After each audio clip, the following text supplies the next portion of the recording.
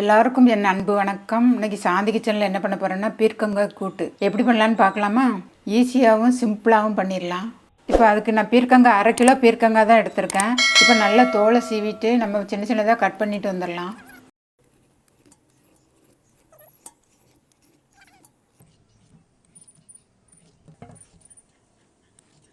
இப்போ stove on பண்ணி அதில் கடாயை வச்சு நான் கட் பண்ணி வச்சுருக்கிற பீர்க்கங்காய் இதில் போடுறேன்.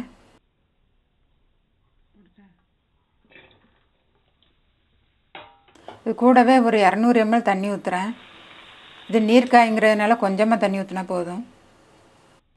அடுத்தது நான் 1/2 மணி நேரம் ஊற வச்ச 50 கிராம் சிறுபருப்பை இது கூட சேர்க்குறேன். இது ரெண்டுத்தையும் நல்லா மிக்ஸ் பண்ணி விட்டுடலாம்.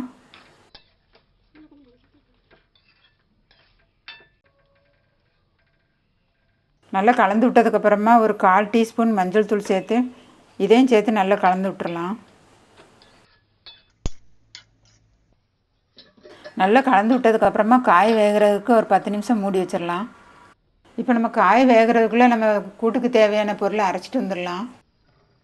நான் இப்போ 1/4 முறி தேங்காவை சின்ன சின்னதாக கட் பண்ணி இந்த மாதிரி குறகுறப்பாக அரைச்சிட்டு வந்திருக்கேன். இது கூடவே 2 பச்சை மிளகாய், 3 சின்ன வெங்காயம், 4 பல் பூண்டு, 1 ஸ்பூன் ஜீரகம், இது எல்லாத்தையும் குறகுறப்பாக அரைச்சிட்டு வந்துடலாம்.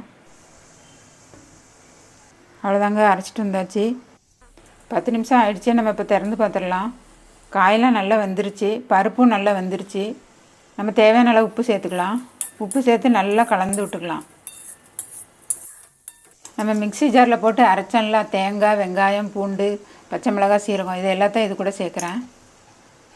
சேர்த்து நல்லா மிக்ஸ் பண்ணி விட்டுடலாம். இப்போ நம்ம சேர்த்த பொருளெலாம் பச்சை வாடை போகிற வரைக்கும் வதக்கி விடணும்.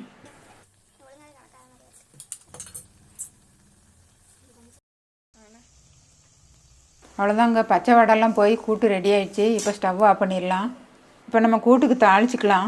அதுக்கு நான் 2 ஸ்பூன் எண்ணெய் ஊற்றி எண்ணெய் சூடானோடனே 1 ஸ்பூன் கடுகு போடுறேன். கடுகு பொரிஞ்சதுக்கப்புறமா 2 கொத்து கருவேப்பிலை சேர்த்துக்கிறேன். இப்போ நம்ம தாளிச்சதை பீர்க்கங்காய் கூட்டு கூட சேர்த்து நல்லா மிக்ஸ் பண்ணி விட்டுடலாம். அவ்வளோதாங்க, பீர்க்கங்காய் கூட்டு சூப்பராக ரெடி ஆகிடுச்சு. இந்த சிறுபருப்புக்கு பதிலாக நீங்கள் துவரம் பருப்பு, தக்காளி கூட போட்டு செய்யலாம். பட் நான் இன்றைக்கி சிம்பிளாக தான் பண்ணியிருக்கேன். இதை நீங்கள் சாம்பார், ரசம், காரக்குழம்பு இதுக்கெல்லாம் சைடிஷாக வச்சு சாப்பிட்டா சூப்பராக இருக்கும்.